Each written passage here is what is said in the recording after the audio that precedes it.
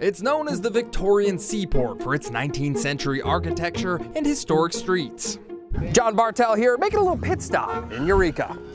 Eureka has a very walking-friendly downtown, but if you ask me, the best way to experience the Victorian-era buildings is on a horse-drawn carriage. Old Town Eureka is an historic district which is on the National Register.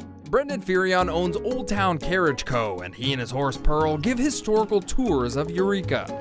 They're not built for speed. She ain't gonna win you the Kentucky Derby, but she's as safe as houses. Slow and steady, that's the best way to admire the fine detail and craftsmanship of these well-kept buildings, many of which are true Victorian homes built before 1901.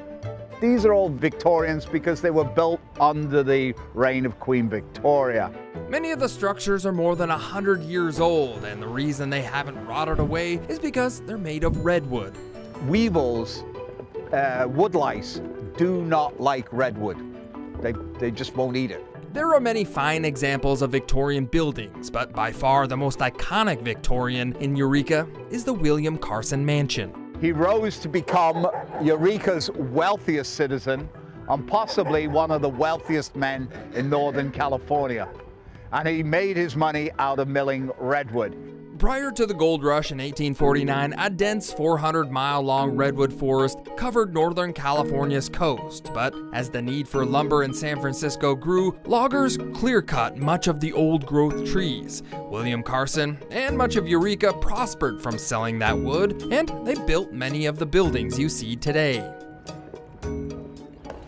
There's very little logging going on these days. Tourism and art are a big draw to Eureka. You'll find more than 120 murals all over town. The Eureka is in the top 10 mural towns in the entire country.